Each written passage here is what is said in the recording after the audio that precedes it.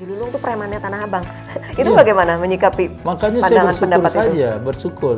Banyak orang karena media barangkali ya dulu tuh, Haji Lulung preman Tanah Abang. Sosok anak muda yang bisa nguasain Tanah Abang saat itu.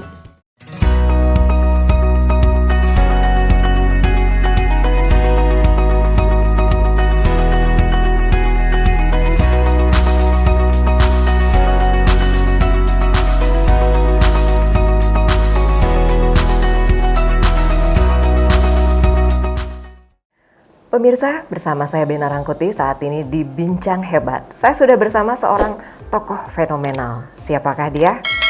Ini dia, Bang Haji Lulung. Assalamualaikum, Bang Haji. Waalaikumsalam, selamat sore. Selamat ini Betawi sore. ini kalau begini. Oh gini, ini Betawi ternyata. Punya selera, Iya. bukan punya gaya gitu ya? Ya sama, gaya dan selera. Punya gaya dan punya selera. Nah, itu ada unik ya. Baru saja opening, pemirsa, sudah ada satu keunikan dari Bang Haji Lulung. Ya, Saya memanggilnya Bang Haji biar akrab. Karena masyarakat lebih mengenalnya dengan Bang Haji Lulung.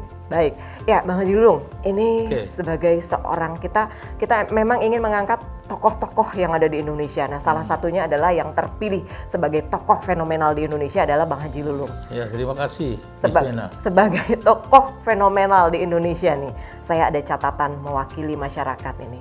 Ini Haji Lulung, namanya Abraham Lunggana, sarjana hukum, MH, masternya hukum juga.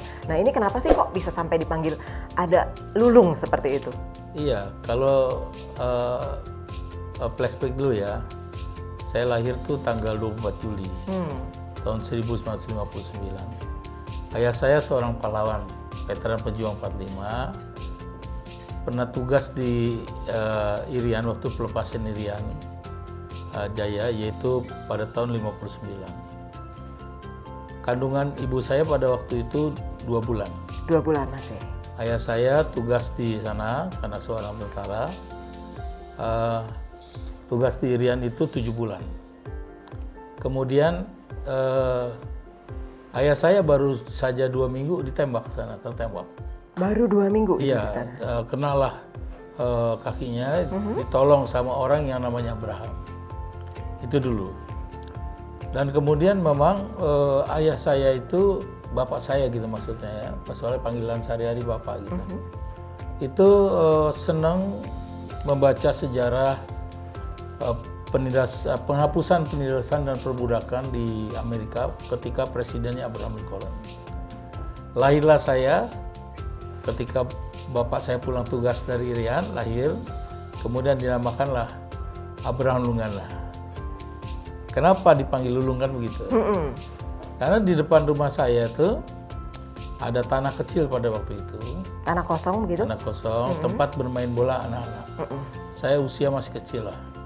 Masih kelas 3 SD, sampai kelas 6 lah pada itu sering main di sana. Tapi nggak berapa jauh dari sana tuh ada got gitu ya. Kalau bolanya terlempar ke got, itu kalau orang lain yang ambil saya marah dan saya menangis gitu. Oh sampai seperti itu? Iya, makanya dinamain Lunggana itu Lulung sebenarnya. Karena dari kecil itu suka nulung gitu, menolong teman-temannya, dipanggillah Lulung gitu atasnya. Itu ada terkesan Lulung namanya unik gitu ya? Iya. Tapi bukan terkesan sebagai orang Betawi nih. Iya, unik. Karena ada Abraham ya, Abrahamnya Abraham itu ya. itu karena baca sejarah Sejarah itu tadi. Lincoln, terus kemudian ada sejarah orang tua saya waktu tugas operasi militer, yaitu tugas namanya operasinya Mandala. Pada waktu itu tertembak di sana, ditolong namanya Abraham. Itulah. Ada kesamaan itulah antara sejarah dengan ayah saya sering membaca buku sejarah juga tentang Abraham Lincoln yang menghapuskan perbudakan dan penindasan di Amerika dengan kulit hitam gitu pada waktu itu. Ya, jadi pemirsa, untuk sebutan Lulung itu ternyata mempunyai sejarah tersendiri yang unik, yang mungkin sebelumnya Anda tidak mengetahui, saat ini Anda jadi mengetahui kenapa dipanggil Lulung. Nah, dari sosok Haji Lulung, Bang Haji Lulung ini kan sudah terkenal sekali nih, tokoh nama tokoh. Banyak pemirsa tokoh-tokoh di Indonesia, tetapi mungkin belum menjadi fenomenal seperti Bang Haji Lulung yang satu ini. Nah, beliau sudah bukan hanya di Indonesia dikenalnya, tapi sampai internasional, go public begitu ya. Nah, ini menjadi sosok tokoh fenomenal, ada nggak sih merasa beban tersendiri gitu, berat, atau harus menjaga image, jaim, atau bagaimana? Ya, memang hidup saya kan termasuk hidup di kalangan lingkungan yang padat penduduk pada waktu itu. Ayah seorang tentara, tinggal di Tanah Abang gitu kan, di tempat padat penduduk pada waktu itu. Dalam perjalanan proses kehidupan saya memang banyak berliku-liku ya, nanti mungkin mundur ke belakang. Tetapi kenapa sampai saya terkenal pada waktu itu 5 hari gitu ya, di media, terutama di Twitter pada waktu itu.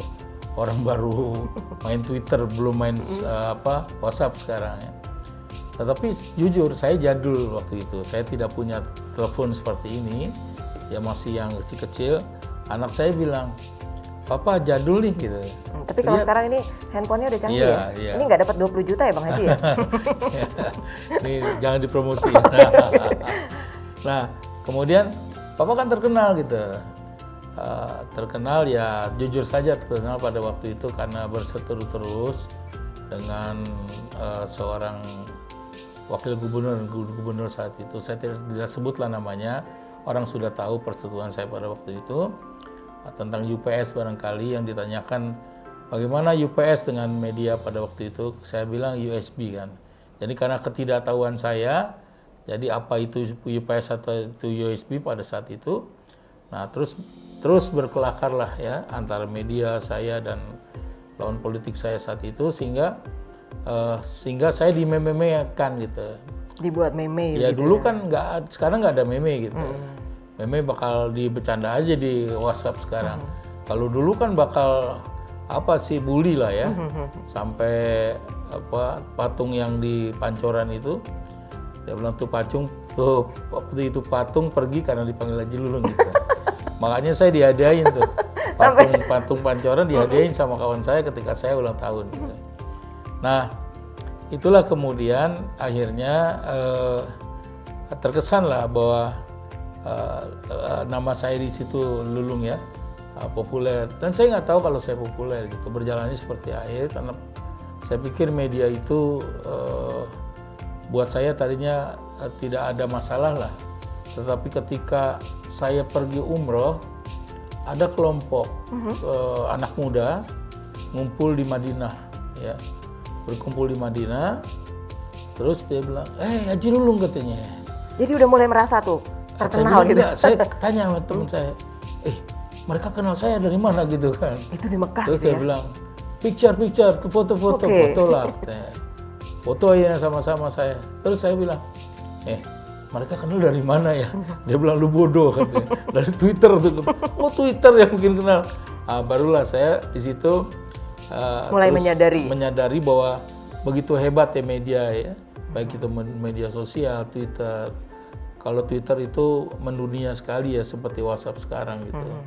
Ini luar biasa lah. Gitu. Jadi mulai menyadari. Jadi saya datar-datar aja. Sampai sekarang pun sering ya kalau saya keluar kota, bahkan di Amsterdam, di luar negeri, pernah saya di Australia, pernah orang bertemu saya, tapi memang orang-orang Jakarta gitu. Akhirnya bertemu di sana, saudara-saudara yang di sana ngerti lah, oh ini Haji Lulung yang dulu pernah ini itulah gitu ya. Terkenal gitu. Iya. Jadi Bang Haji, ada satu hikmah di balik kejadian tersebut ya, menjadi fenomenal dan sampai tidak sadar kalau ternyata sudah dikenal sampai ke mancanegara, populer ke seluruh dunia. Ada beban sedikit nggak?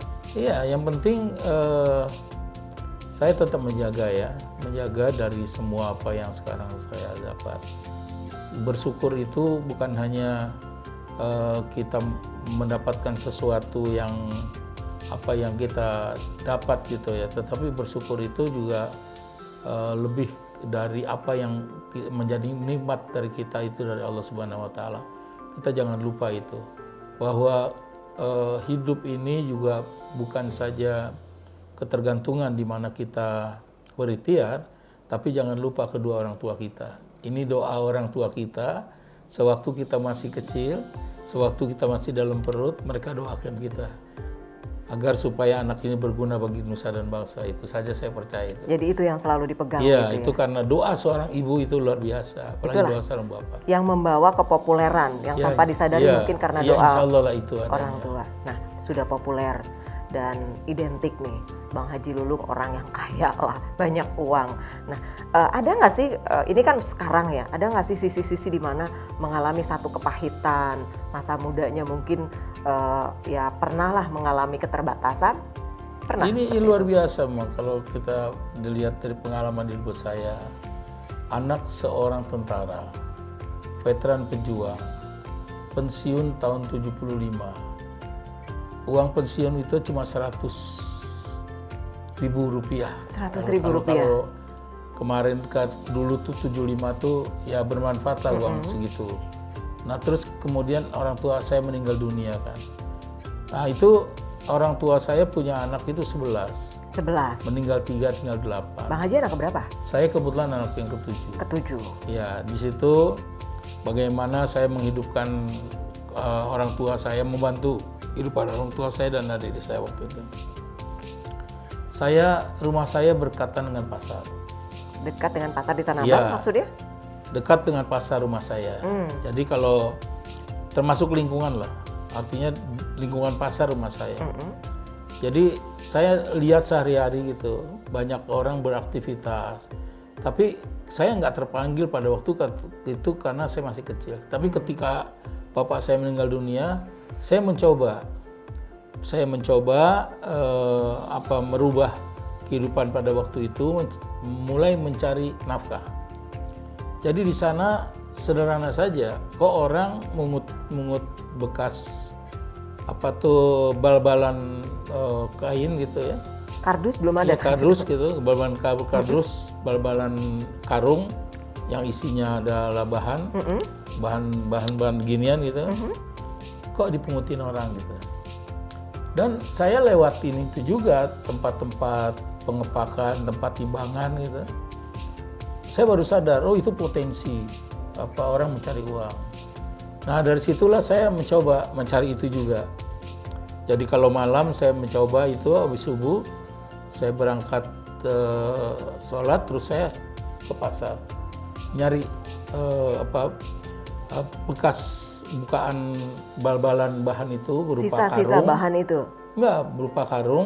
Ya, bal-balan itu berupa karung, kardus, dan per. Dulu per itu seperti besi ya, seperti kaleng. Itu dikumpulin. Tapi sendiri? Apa yang terjadi? Pakai tangan sendiri ngumpulin? Iya, tapi apa yang terjadi? Yang terjadi saya diusir sama orang-orang pemulung sekitar situ. Pemulung di sekitar situ usir? Jadi di situ juga tempat pengambilan bekas-bekas barang juga tuh berupa sampah. Itu ada lokasi-lokasi orang yang berkuasa di situ. Oh, jadi ada penguasa-penguasa ada itu di situ. Nah, terus akhirnya saya nggak kalah pintar. Memang sehari-hari saya mondar-mandir lewat situ. Ada tempat pengepakan, tempat timbangan.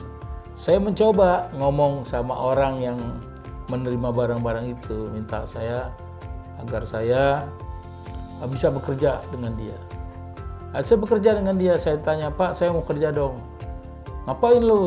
Ya bantuin nimbang lah, bantuin ngangkut. Lu anak siapa gitu, Tom gitu. Nah, karena memang itu orang tua gitu, orang Betawi gitu. Lu anak siapa? Saya bilang, saya anak Pak Ibrahim yang kemarin meninggal.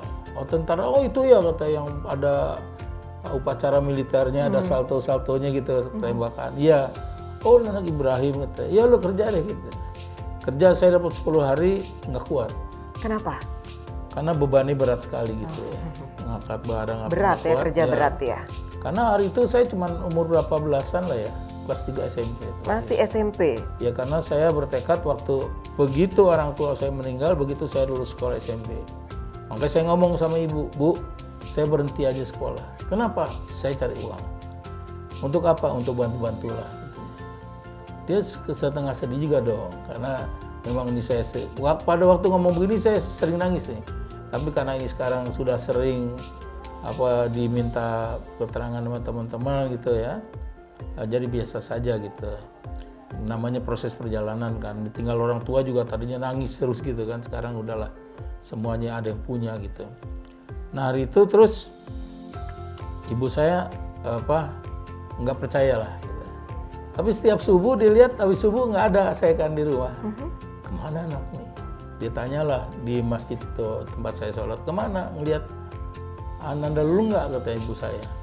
Ke sana Bu jalannya. Ke sana tuh jadi ke lorong, jalan lewat pasar, di situ gelap sekali. Ya, banyak pohon-pohon besar waktu itu karena sebelah kampung saya itu ada asrama Auri. Pohonnya besar-besar, pohon karet besar, pohon beringin. Masih banyak pohon zaman Tapi dahulu seorang ya. anak kecil seperti saya tuh, ibu khawatir lah. Tapi kan itu kan cuma 50 meter sebenarnya. Nah di situ juga ada keramaian namanya jagal, pemotongan hewan, kambing di situ. Jadi kalau saya lewat itu saya go dan banyak orang kenal saya, oh itu anak Ibrahim gitu, banyak lah. Nah di situ saya mulai mencari sampah dan itu bisa diterima lahirnya. Nah, Itu SMP ya, sudah bisa SMP. seperti itu ya, mulai berpikir, ya, mau bantu keluarga dan benar-benar survive ya, Iya. terjun langsung. Iya, tetap- Pernah nangis gak saat itu? Nangis gak? ya begitulah. Merana gitu, kok saya gini banget Kalau gitu. hujan itu luar biasa juga kan, ya musim hujan gitu. Tapi itu karena itu biasa, jadi terbiasa lah ya. Yang kemudian kalau siang, kalau pagi itu saya cari sampah, kalau siangnya, paginya pulang aku tidur, siangnya karena aku berhenti sekolah kan, aku di Pasar Loa. Di Pasar Loa. Iya Pasar Loa, banyak-banyak barang lah di situ yang. Tapi aku bekerja sama orang-orang tua yang dagang di situ. Tapi ini udah mulai lebih pinter gitu. Iya, dagangnya. bantu-bantu lah ya. Bantu. Bantu beli setrikaan bekas, beli kipas angin bekas yang rusak-rusak.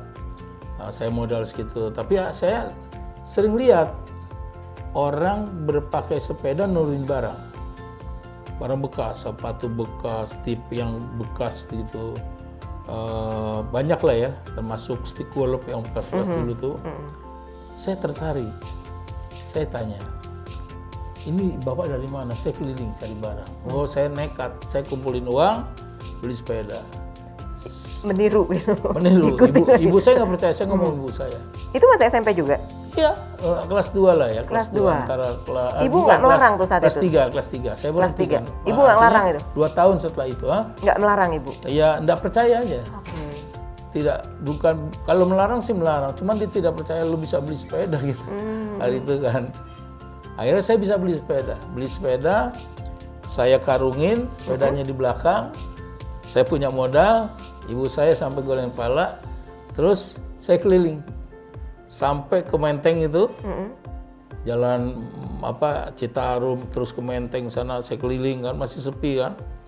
Nah, terus saya beli tuh, kalau saya kering gitu, ya pembantu tuh, kalau barang-barang bekas dia suka jualin. Oh ini deh, jualin, saya bayarin. Nah, pulang itu saya bawa barang bekas, nanti saya taruh, semua tukang loak yang ada di situ ngambilin barang saya, beli Itu langsung. udah mulai berkembang tuh? Udah mulai berkembang. Kapan jadi bosnya? Setelah itu jadi bos. Tidak, saya habis itu perkembangan di pasar itu, pusat ekonomi Tanah Abang itu makin berkembang. Mulai kecium lah nama saya. Saya Lulung yang suka anak Ibrahim gitu, karena bapak saya juga di pasar dulu, anak Ibrahim yang jaga kampung lah kira-kira begitu, jaga kampung. Akhirnya 1-2 orang panggil saya. Sudah mulai dikenal. Tong, ya? lu jagain toko gue ya kan, yang rawan itu subuh. Rawan subuh itu. Itu jagain tuh subuh. Ya bangunlah menjelang takrim subuh. Saya udah jalan tuh. Ya jam 4 saya udah jalan. Muter-muter kecil-kecil kan. Ya anak-anak seperti anak gelandangan aja. Gitu. Ikut alur pada saat itu ya? Hah? Ikut arus gitu ya, Iya, ikut alur. seperti anak gelandangan aja. Jadi saya tahulah orang yang lalu lalang gitu. Nah akhirnya kemudian berubahlah pembangunan pertokoan di situ. Tanah Abang. Mulai dikenal. Saya di antara mereka minta juga tolong soal domisili dulu gitu kan. Saya bantuin dengan ikhlas. Nah, terus kemudian kalau ada yang mau jual toko, saya bantuin. Makelarin gitu ya? Mulai itu. Jadi udah mulai belajar makelar gitu. Mulai itu. Nah lepas dari itu perkembangan demi perkembangan, akhirnya saya buatlah koperasi. Koperasi sendiri atau Ya bagaimana? koperasi sama teman-teman lah. Oke. Koperasi namanya Kobita, Koperasi Bina Tanah Abang. Karena pergaulan saya sudah mulai keluar, saya di organisasi Pemuda Pancamarga, organisasi anak-anak pejuang, anak veteran, mulai saya berkembang di situ, banyak dukungan dari teman-teman.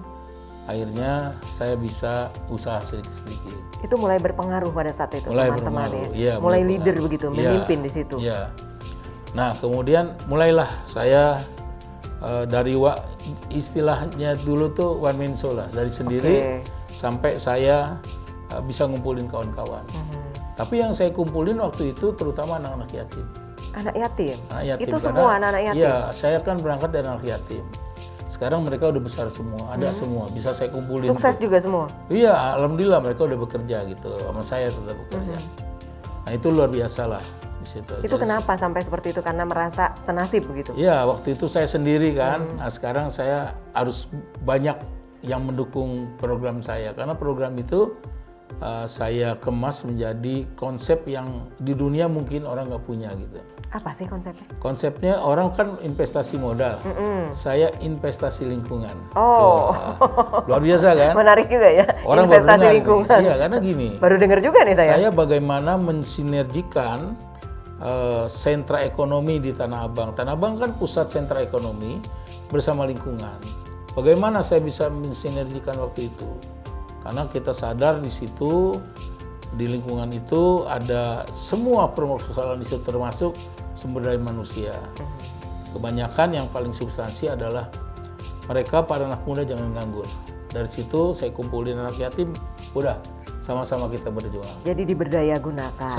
Jadi saya waktu itu orang belum mengenal transformasi paradigma, saya sudah lebih duluan. Sudah lebih dulu, Iya. sudah lebih kenal. Kalau reformasi kan 98. Jadi transformasi paradigma itu saya mau merubah image. Oke. Ya, merubah image dari apa yang orang banyak bilang preman, apa Tanah Abang banyak preman gitu kan. Di sini nih Bang Haji Lulung, mengenal sosok Tanah Abang atau menyebut kata nama Tanah Abang, ini identik masyarakat ada timbul stigma Haji Lulung itu penguasa Tanah Abang atau Haji Lulung itu premannya Tanah Abang. Itu bagaimana menyikapi Makanya saya pendapat itu? bersyukur. Kalau orang Tanah Abangnya mungkin tidak ya, karena saya kan sering keluar. Karena Tanah Abangnya itu berjuang sama-sama saya. Dia tahu cikal bakalnya Haji Lulung seperti apa. Tapi di luar sana banyak orang karena media barangkali ya dulu tuh Haji Lulung preman Tanah Abang. Sosok anak muda yang bisa nguasain Tanah Abang saat itu. Nguasain dalam arti konsep tadi, investasi lingkungan. Sadar betul bahwa kita ada kelompok anak-anak yatim yang tidak punya modal, yang tidak bisa investasi modal, saya punya investasi lingkungan. Jadi nggak benar dong kalau dikatakan Bang Haji Lulung preman, yang ada membina begitu ya? Makanya saya suka dipanggil itu. Kenapa? Nama itulah yang membawa kemudian saya menambahkan gitu ya. Menambahkan energi baru. Jadi kalau melihat Haji Lulung tuh jangan dari jauh. Kalau melihat Tanah Abang jangan dari jauh, harus dari dekat. Ya seperti sekarang. Jadi tahu dibedah apa isinya, apa konsepnya. Mensinergikan konsep investasi lingkungan itu mensinergikan sebuah lingkungan dengan sentra ekonomi tadi. Di situ ada semua persoalan yang menyangkut ekonomi, dari ekonomi mikro sampai ekonomi makro. Nah, peran kita di sini jagain kampung. Menjaga kampung. Kalau begitu kampung ya? kita aman, saya yakin investasi lingkungan akan mendatangkan investasi modal. Ini mesti dijawab. Alhamdulillah sekarang terjawab. Puluhan tahun kemudian ini terjawab. Dan saya lepas landas ini kepada regenerasi. Teruskan ini. Jadi udah dilepas nih Tanah Abang? Ya artinya bukan dilepas sih. Artinya semua anak muda harus berperan. Tapi masih di bawah. Masih terorganisir lah ya. Ada paguyuban begitu? Oh banyak sekali. Menjadi penasehatnya? Banyak sekali. Jadi nggak benar kalau Haji Lulung tanda kutip itu dikatakan preman begitu? Iya, kalau ditanya anak-anak muda Tanah Abang, apa yang pesan dari Haji Lulung? Yang satu jaga kampung, yang kedua tidak boleh ribut. Kenapa demikian? Karena daerah kita adalah daerah sentra ekonomi. Dan tantangan ini harus dijawab. Tanah Abang sebagai daerah sentra ekonomi banyak yang menjadi perebutan, yaitu perebutan premanisme. Dijawab sama kalian bahwa di Tanah Abang tidak ada preman. Alhamdulillah sekarang kan memang tidak ada, jadi kita kembalikan. Kitoh Tanah Abang adalah daerah yang agamais di situ. Kenapa? Di situ ada masjid besar, di situ ada kelenteng tua, di situ ada gereja tua. Nah, kemudian sangat dinamis, makanya kita punya tagline. Jadi ini luar biasa kalau tesis mungkin ya. Ini udah lewat kali ya anak-anak kita. Jadi bagaimana menciptakan kerukunan umat beragama dalam tagline dan implementasinya? Memelihara kerukunan umat beragama adalah cermin kebangsaan yang menghargai perbedaan ya bangsa Indonesia. Tuh. Jadi itulah tagline teman-teman. Jadi memelihara kerukunan umat beragama adalah cermin kebangsaan yang menghargai kemerdekaan bangsa Indonesia. Ini luar biasa gitu. Dan itu masih terus dibina sampai terus, sekarang ini. Ya, karena di situ ada wihara sebagai kelenteng, ada macam-macam. Dan Bang Haji tetap bersahabat begitu dengan mereka. Pokoknya sekarang cair siapapun. Semua. Kita cair semua sekarang. Jadi tidak ada membedakan tidak gitu. ada, saya ini kan ini golongan putih. Ya itu adalah ya sebagian orang. Tetapi bagaimana kita mengantisipasi saat ini? Itu insya Allah sudah bisa kita jalankan lah ya. Artinya ini komitmen kita terhadap semua artinya tuh hal sosial yang ada di Tanah Abang. Marah nggak sih dikatakan Haji Lulung sebagai preman? Oh tidak, karena kenapa? Makanya saya bilang lihat Haji Lulung jangan dari jauh, dari dekat. Dari dekat itu adalah jawabannya. Jadi orang biarin saja, ya enggak. Yang penting kasar kalau kata orang Betawi, gue nggak pernah. Tanah Abang daerah hukumnya adalah Polsek Tanah Abang. Boleh dicek gitu. Pernah ada nggak kasus Haji Lulung di Tanah Abang? Kasus pemerasan, kasus penganiayaan gitu. Kalau kurang lagi ke Polres Jakarta Pusat. Kalau kurang lagi Polda Metro Jaya. Kalau kurang lagi pengadilan seluruh Jakarta. Jadi konsep-konsep yang saya ketutularkan kepada teman-teman itu adalah yang tadi investasi lingkungan, kemudian saya mulai berpolitik dengan konsep padat karya pada waktu itu. Jadi semua berjalan baik. Semua berjalan baik dan tidak benar kalau dikatakan preman begitu ya. Ya, yang ada mengayomi gitu, melindungi gitu. Ya. Dan gak marah dikatakan preman tadi. Enggak ya, karena cikal bakalnya aku punya konsep tadi. Konsep pemberdayaan. Konsep pemberdayaan itu ya. Ya baik itu pemberdayaan tenaga kerja, pemberdayaan ekonomi mikro jadi makro. Jadi makanya kalau ada datang pemerintah gitu ya, misalkan mau melakukan penertiban di Tanah Abang, saya nggak setuju. Kenapa? Kok begitu Pak Lulu nggak setuju? Iyalah, harus punya konsep dong. Harus Jangan jelas begitu penertiban ya. lagi, harus penataan. Oke. Semua pengen usaha, semua pengen anaknya istrinya makan di rumah. Bertahan hidup ya. Semua ingin sekolah, sejahtera gitu. Pemirsa, tak kenal maka tak sayang maka tak cinta.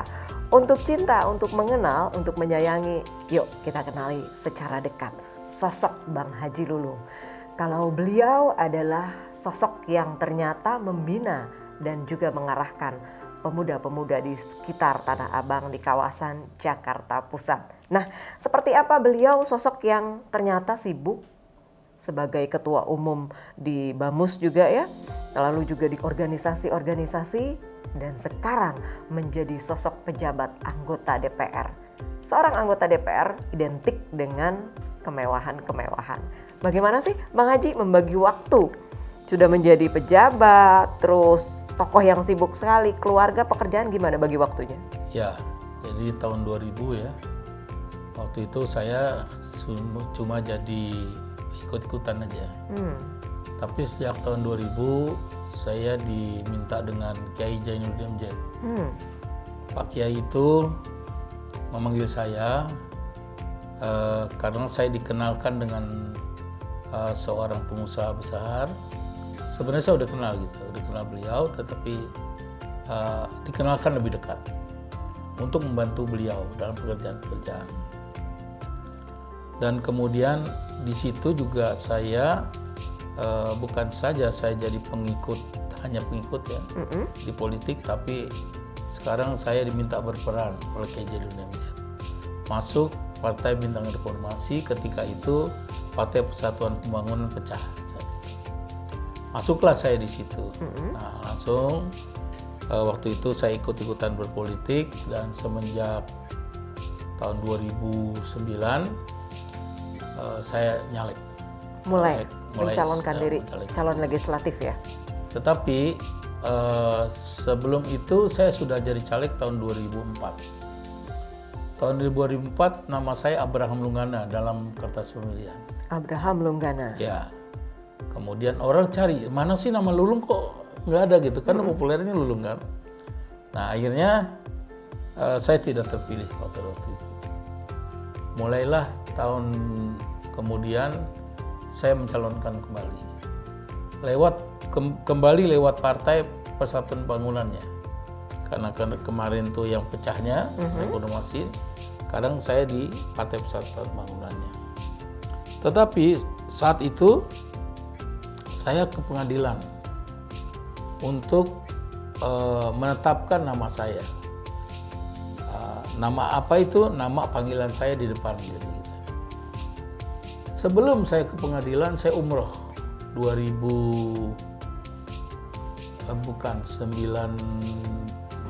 waktu itu 2004, 2005, 2007-an 8 ya. Saya ke Mekah, saya pergi haji.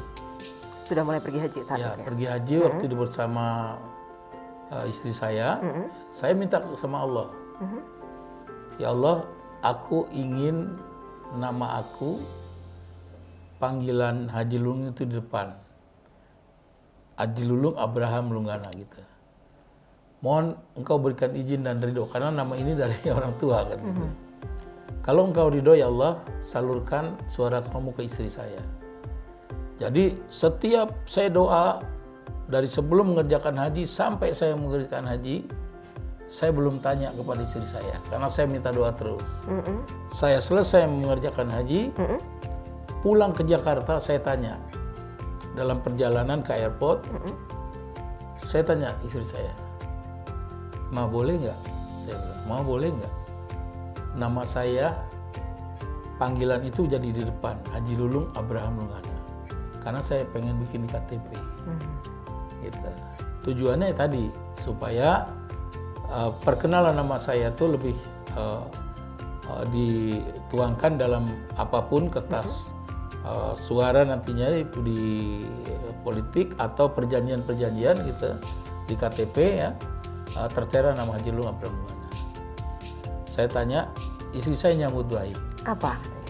Ya bagus, boleh katanya. Allah, saya terus minta, ya Allah saya bersyukur, saya kasih tahu, inilah saya bilang, selama saya baru datang ke Tanah Suci saya minta sama Allah. Jadi terima kasih ya Allah, saya bilang sama istri saya, ayo berdoa, kita baca Al-Fatihah. Bacalah Al-Fatihah di situ. Jadi bukan hanya minta ke Tuhan dulu, baru ke istri gitu? Jadi minta ke Tuhan dulu. Ke Tuhan, baru ke istri? Baru ke istri. Jadi menghargai istri ya? Iya, minta ke Allah. Saya bilang, ya Allah kalau engkau izinkan, engkau redho, tuangkanlah ya penyampaian ridhomu kepada istri aku. Dan istri mengizinkan? Mengizinkan. Kalau nggak diizinkan pada saat itu gimana tuh? Ya berarti Allah tidak ridho. Kan? Oh begitu. Allah tidak ridho. Nah, waktu itu ada keinginan saya untuk menetapkan nama saya itu di pengadilan. Nah, karena di pengadilan nama saya tuangkanlah. Jadi nama saya, nama Abraham Lunggana alias Haji Lulung. Nama Lunggana alias Haji Lulung, nama Lulung Abraham Lunggana adalah nama satu orang yang sama. Diketoklah palunya oleh pengadilan. Selesai. Selesai. Dapat. Jadi saya langsung daftar ke kelurahan.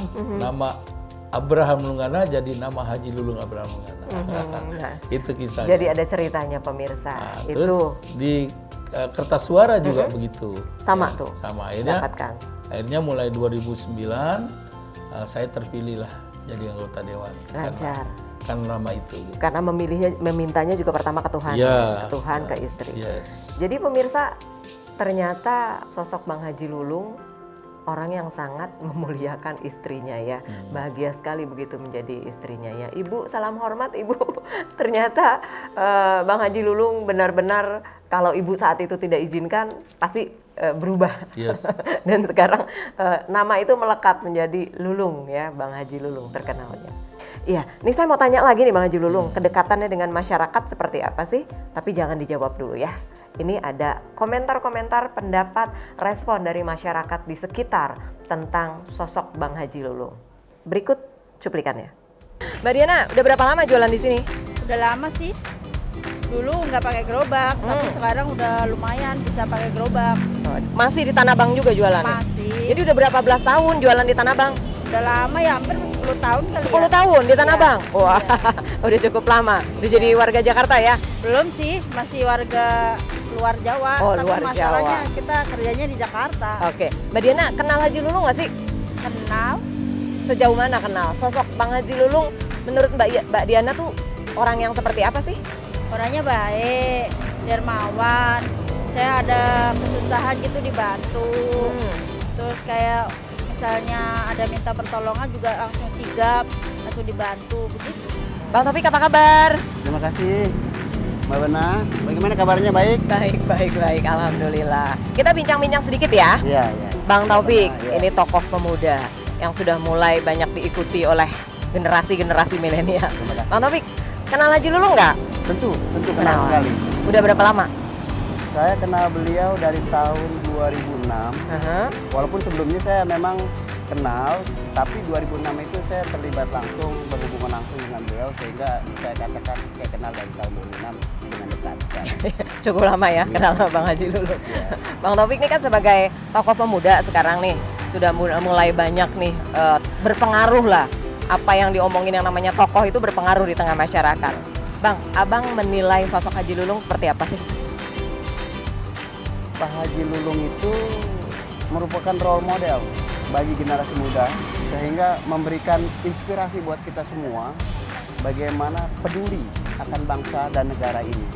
Walaupun itu semua memang kita harus ikuti dalam arti perjalanan beliau, di mana beliau memang kontroversial, tapi namun demikian itu semua demi kebaikan bangsa dan negara.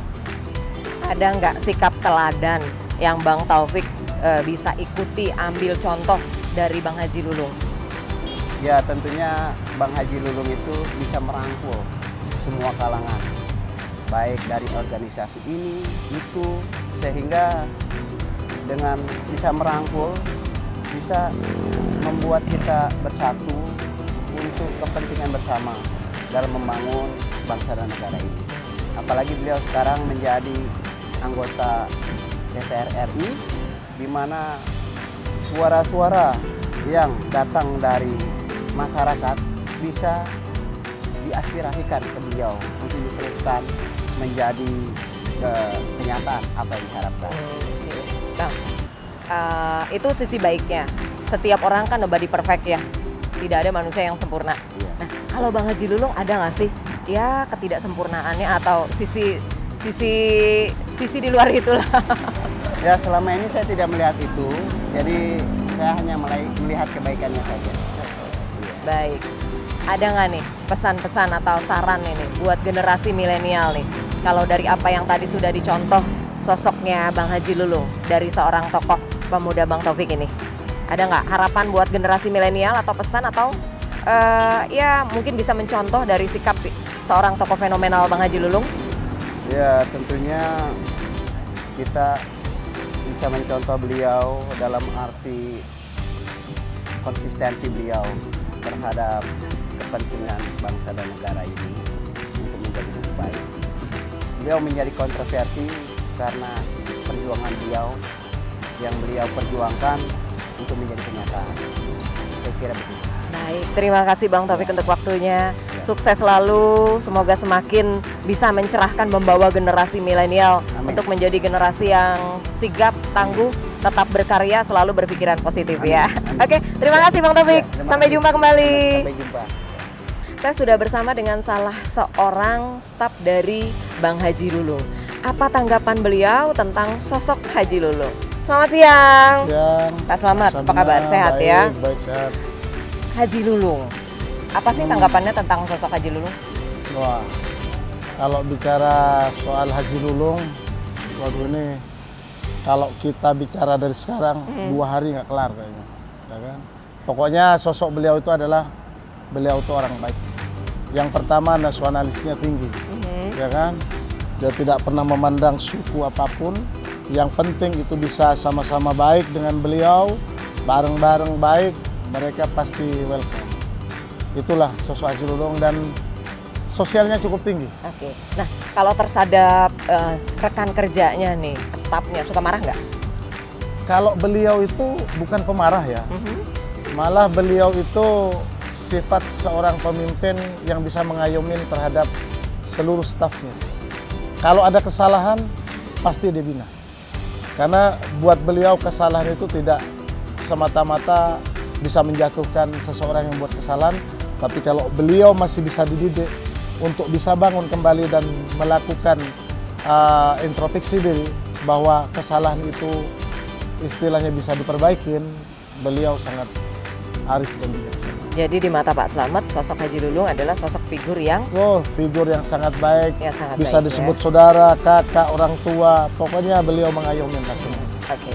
Jadi sosok yang mengayomi begitu ya? Mengayomin setiap semua, ya mau staf, mau orang lain atau siapapun, dan beliau tuh sangat tinggi sosialnya. Kalau sama orang lain gimana sih Bang Haji Lulung? Sama, beliau Orang tidak yang belum pernah, dikenal gimana?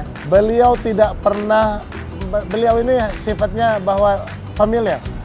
Jadi mau orang tidak kenal, selama itu orang baik datang, ya kita kan tidak tahu ya, tetap dia berpersepsi bahwa orang baik.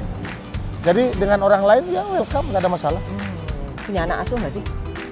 Ada, Oh ada. ada lah. Anak asuhnya banyak. Kepo sedikit nih kita pemirsa. Anak asuhnya banyak. Ini semua anak asuh di sini banyak. Iya, baik, terima kasih Mas Slamet, sukses Sama-sama, selalu ya Pak Pak Sabina Slamet ya, ya. sama-sama. Terima kasih, Oke. sampai ketemu kembali. Sama-sama. Pemirsa, demikian komentar dari salah seorang staf Bang Haji Lulung. Ternyata menurut beliau, Pak Slamet, Bang Haji Lulung adalah sosok tokoh yang mengayomi, melindungi, dan mau menerima siapapun untuk bersahabat. Nah, pemirsa, bagaimana tanggapan langsung dari Bang Haji Lulung terhadap cuplikan-cuplikan dari masyarakat tadi? Gimana Bang Haji Lulung merespon hal tersebut? Ya, terima kasih ya kepada masyarakat. Tentunya memang sejalan dengan apa yang selama ini saya jalankan, baik itu di politik, di gedung parlemen, DPRD DKI. Saya selalu tegak pada semua aturan. Dan pada umumnya saya membela teman-teman atau kawan-kawan atau masyarakat yang memang diperlukan untuk bantuan dari saya. Dan juga apabila bersinggungan dengan pemerintah yang kemudian pemerintah membuat kebijakan yang bertentangan dengan masyarakat, karena saya mengerti tentang salah satu undang-undang ya, artinya kalau pemerintah membuat kebijakan harus masyarakat menjadi subjek. Masyarakat tidak boleh menjadi objek, karena kalau masyarakat menjadi objek, ini akan terjadi kontroversi. Dan itu adalah sama dengan kita, ya, baik itu masyarakat maupun pemerintah, gagal membangun komunikasi di dalam menjalankan roda organisasi. Nah, di akhir sesi perbincangan kita nih, dibincang hebat pada hari ini. Mungkin Bang Haji kalau sekarang ini mendukung dong kebijakan pemerintah tentang bagaimana menyikapi COVID-19? Ya, yang penting itu semua ada regulasi. Saya juga sekarang hidup dalam masyarakat itu harus kita kerjakan kebanyakan dengan sektor-sektor sosial ya, program-program sosial. Jadi memang sejak kecil, sejak muda saya udah bikin orang belum masyarakat belum mulai begitu, belum terjun. mulai banyak yang melakukan dulu pengobatan gratis, sunatan massal, ya. Saya sudah melalui itu. Dan sampai Bahkan sekarang sudah itu. ratusan, ribuan barangkali, khusus loh anak-anak yatim di Jakarta itu saya pernah sunat gitu pada waktu itu. santunan, anak yatim, bantu janda miskin lah ya. Janda muda enggak nih Bang Haji? Kan artinya kaum duafa gitu ya.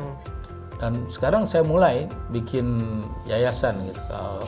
Kalau waktu masih muda saya punya karir buat koperasi, buat beberapa perusahaan. Sekarang saya sudah mulai, karena usia juga sudah mulai tua kan, untuk meninggalkan sejak kepada anak-anak gitu.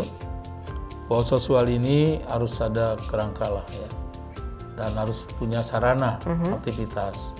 Makanya saya buatlah yayasan sekarang. Jadi sudah membuat yayasan Ya, karena dulu yayasan, ada kepedulian gitu ya? Dulu yayasan itu saya buat juga. Orang belum bilang yayasan bela negara, saya sudah bikin sudah yayasan buat. bela negara. Jadi sudah memulai lebih dahulu ya? Jauh sekali, 30 tahun yang lalu mungkin saya bikin yayasan bela negara. Sekarang saya bikin yayasan yang unik gitu ya. Apa tuh unik? Yayasannya Yayasan Kerukunan Jakarta Amalia. Kerukunan Jakarta Amalia. Yayasan Siapa saja? Yayasan Kerukunan Jakarta Amalia. Siapa saja yang aktif di Ini sana? memang keluarga saja.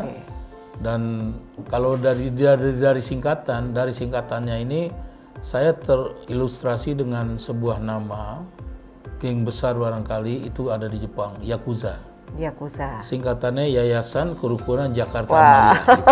Jadi singkatannya Yakuza. Unik juga. Karena Yakuza kalau saya lihat ini, saya baca di Google gitu, ini banyak yang kerja-kerja positif juga gitu, sosialnya luar biasa. Saya ambil dari situnya saja. Nama ini sebenarnya saya singkatannya tidak terilustrasi Yakuza, tidak.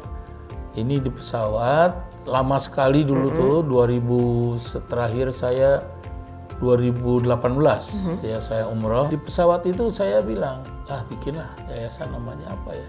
Yayasan Kerukunan Jakarta Amalia. Gitu. Jadi ada inspirasi dari sana. Iya, nama yayasan itu. Nama yayasan. Karena kan saya terilustrasi kerukunan-kerukunan terus. Yang tadi saya bilang, memelihara kerukunan umat beragama adalah cermin kebangsaan yang menghargai kebenekaan bangsa Indonesia. Terilustrasi terus. Kenapa tidak bikin yayasan yang kebenekaan kerukunan? Bikinlah yayasan Kerukunan Jakarta Amalia. Begitu saya coret, kok Yakuza ya? Wah luar biasa, saya terusin aja. Gitu. Nah itulah salah satu, dan ini juga sekarang sudah lumayan ya partisipasi masyarakat terhadap yayasan ini. Padahal baru launching kemarin pas Tapi Maulid. respon masyarakat begitu baik. Luar biasa, gitu ya? terutama Luar teman-teman. biasa. Jadi launchingnya baru kemarin pas 10 November. Itu apa sih yang dilakukan yayasannya itu? Ya itu tadi pendidikan agama, nyantunin kaum duafa ya, termasuk anak yatim. Yang jelas itu menciptakan kerukunan tadi. Nah, kalau pas COVID gini ngadain apa tuh acaranya dari yayasan itu? Ya, kalau Bagi banyak masker ya, atau apa? organisasi saya banyak. Dari Pemuda Pancamarga, Bang Sutawi, kita juga bikin satu tugas tugas COVID ya. Saya bikin bentuk tugas apa namanya itu kalau COVID apa namanya? Gugus tugas atau gugus tugas ya. Saya bikin ketua gugus tugas saya dari Bang Betawi. Dan ini juga luar biasa gitu ya. Kami bagi beras sampai tonan. Karena swadaya juga. itu bagi beras tonan duit dari mana itu? Swadaya. Swadaya masyarakat gitu Bang Haji? Swadaya teman-teman yang punya usaha. Dari teman-teman pengusaha juga ya bantuannya. Ya. Baik Bang Haji, ini menarik sekali perbincangan kita. Mungkin kalau dilanjutkan kita nggak cukup 2 jam, Ya. tapi mungkin ada himbauan bagi masyarakat ini terkait ada COVID-19 dan juga mengenai situasi saat ini ya, situasi terkini. Mungkin ada himbauannya. Makanya saya bilang kalau terakhir ini kedatangan Habib Rizik ya menjadi kontroversi, saya bilang ini tensi politik yang dibuat barangkali ya, atau saling sabut menyambut. Saya pikir sudahilah ya. Habib Rizik kan pulang dengan yang luar biasa, pulang sendiri, tidak bawa beban, tidak nyusahin masyarakat, tidak nyusahin pemerintah, umat juga kangen sama beliau. Ya sudahlah, artinya jangan ada pihak pemerintah, jangan ada komentar yang tidak lah ya, termasuk Pak Mahfud MD kemarin. Karena Habib Rizik ini kan pengikutnya banyak, tersinggung nanti ada masalah baru lagi. Sudah stop lah ya kontroversi seperti itu. Kenapa? Sekarang juga organisasi-organisasi Islam, NU, Muhammadiyah ya meminta kepada pemerintah di suasana Covid ini sudahlah yang namanya pilkada ditunda. Tapi ini jalan terus. Nah, kenapa jalan terus? Katanya kita membuat physical distancing, jaga jarak, tidak berkumpul. Tapi kenyataannya kan kampanye kan berkumpul juga. Nah ini kalau ini terjadi kontroversi terus antara rakyat dengan pemerintah, ini kan tidak ada penyesuaian. Sudahlah, mari kita tegakkan Undang-Undang Nomor 2 Tahun 2020 yang tadinya Perpu itu kan menjadi undang-undang. Dan harus disadari oleh pemerintah yang buat itu ya physical distancing ya apa artinya menjaga jarak, mulai dari menjaga jarak ya, cuci tangan dan menggunakan masker. Sosialisasi ini sudah disosialisasikan oleh pemerintah sendiri dan rakyat pada umumnya oke kan. Tapi ketika ada pilkada orang bilang nggak ada apa-apa COVID gitu. Ada demo-demo kemarin nggak ada apa-apa COVID. Nah inilah makanya dari pemerintah juga lah ya sekarang dimulainya. Saya sih bilang bagaimana kita nggak percaya ada COVID, dunia kok. Itu satu. Yang kedua yang kita percayakan Mekah aja tutup gitu karena COVID. Nah oleh karena itu saya mengajak masyarakat tetap artinya menjaga protokol kesehatan dimanapun saja. Artinya menjaga jarak, ya, cuci tangan, dan menggunakan masker ya. Ya, menggunakan masker. Boleh pantun? Oh, itu yang ditunggu-tunggu sama pemirsa. Iya. Jadi ternyata Bang Haji Lulung ini pemirsa suka berpantun juga ya. Kalau quote dan yang lainnya nanti kita tunggu sesi berikutnya. Sekarang pantunnya Bang Haji Lulung. Wah, pasti seru nih. Saya sebetulnya maunya banyak sih pantunnya. Tapi coba dulu gimana pantunnya gimana? Oke, karena diminta pantun saya tulis-tulis barusan ya. Kita lihat memang semakin banyak juga ya korban daripada COVID-19 yaitu COVID Corona. Bahkan dunia WHO sedang berlomba-lomba membuat vaksin. Oleh karenanya kita sederhanakan saja. Bukan kita tidak percaya dengan vaksin. Tetapi ayo protokol kesehatan kita jaga. Pemerintah sudah hampir 5 bulan yang menyelenggarakan sosialisasi tentang bahaya COVID. Oleh karena itu, saya punya pantun nih. Apa boleh sih baca pantunnya? ya pantunnya. Apa nih pantunnya? Ya. Nah, ini pantunnya. 21 ditambah 3. Hasilnya menjadi 24. 24 ini tanggal lahir saya. Oh. Ya, menjadi tanggal. Yuk kita di rumah aja. Bersama keluarga, itu pilihan yang paling tepat. Yeay. Nah, biasa ya. Terima kasih Bang Haji Lulung, luar biasa sudah diberikan waktunya. Sehat dan sukses selalu. Amin, semua sehat ya. Ya, terima kasih. Sampai berjumpa kembali. Ya, terima kasih. Demikian pemirsa bincang hebat kita kali ini. Nantikan untuk perbincangan selanjutnya. Semoga bermanfaat. Saya Bena Rangkuti dan kru mengucapkan terima kasih. Sampai jumpa.